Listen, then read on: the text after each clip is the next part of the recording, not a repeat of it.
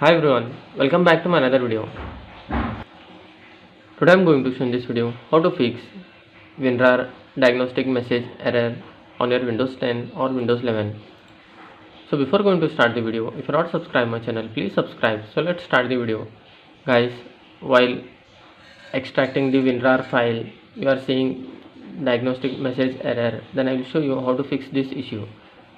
First of all, you have to just right click on your WinRAR file, then click on property.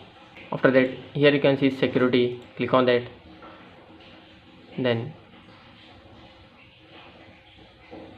click on advanced.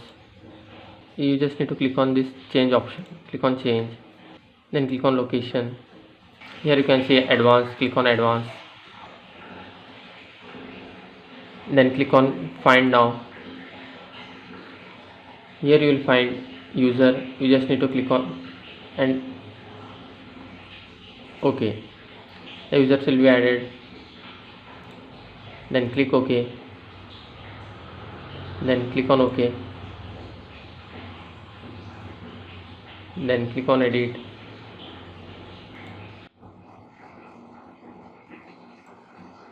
Here you need to select the user, then check mark all the options.